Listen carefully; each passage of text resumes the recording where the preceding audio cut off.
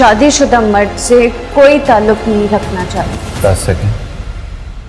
10 second लगते हैं wife से अजनबी बनने में। नाज़रीन, मैं की अगली एपिसोड में आप देखने वाले हैं कि ज़ैद अपनी बहन कशमाला से बात करने के बाद इस बात पर राज़ी हो जाएगा कि वो मुबशरा को अपने साथ घर ले जाएगा, लेकिन मुबशरा की ये शर्त कि वो ज़ैद के साथ तब जाएगी जब ज़ैद उससे माफ़ी मांगेगा, ये ज़ैद को हरगिज़ कबूल नहीं होगी। मुबशरा ज़ैद से माफ़ी के मामले को अपनी अना का मसला बना लेगी, क्योंकि मुबशरा को पहले शौहर ने जिस तरह से सबके सामने तलाक दी और दूसरा शौहर रुखसती के ऐन वक्त पर वहाँ से चला गया, तो मुबशरा अपनी ये इंसल्ट कभी नहीं भूल सकती। लेकिन मुबशरा के सामने भी ज़ैद है। ज़ैद उससे माफ़ी मांगने से साफ इनकार कर देगा। वो उसके सामने यही कहेगा कि अगर उसने चलना है तो उसके साथ चले, वरना वो उससे माफ़ी नहीं मांगेगा। ज़ैद बाहर जाकर गाड़ी में बैठ जाएगा और कहेगा कि मैं मुबशरा का 5 मिनट इंतज़ार करूंगा, अगर वो नहीं आई तो मैं यहाँ से चला जाऊंगा। आखिरकार मुबशरा को अपने बाप के समझाने पर अपनी ज़िद को छोड़ना ही पड़ेगा और उसे ज़ैद के साथ ज़ैद की माफ़ी मांगे बगैर वहाँ से जाना ही पड़ेगा। मुबशरा जब ज़ैद की गाड़ी में जाकर बैठेगी तो ज़ैद उस पर वाज़े कर देगा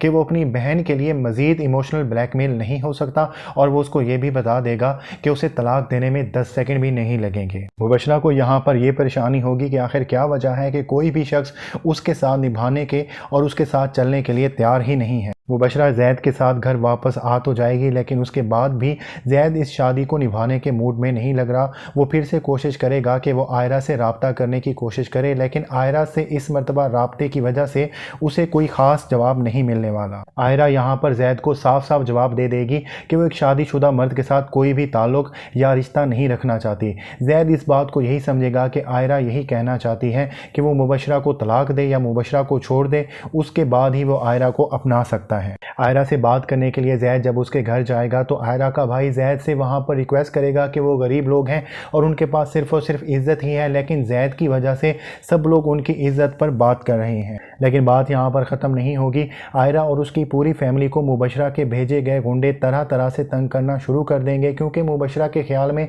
अगर आयरा मुबशरा की रुखसती के वक्त वहाँ पर ना आती तो इस तरह से मुबशरा की बेइज्जती ना होती।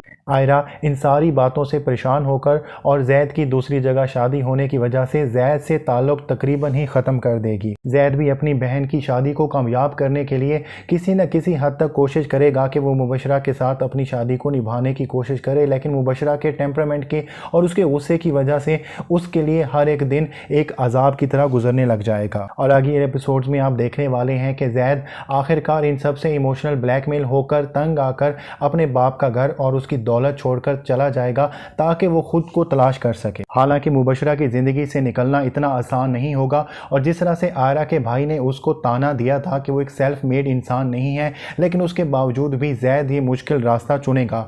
और वो उस मुश्किल रास्ते पर कामयाब हो पाएगा या नहीं, ये तो आप आने वाली एपिसोड में देखेंगे। तो नाज़रीन, ये थी आज की वीडियो। अगर आपको हमारी वीडियो अच्छी लगी तो हमारी वीडियो को लाइक कर दें और हमारे चैनल को सब्सक्राइब कर दें।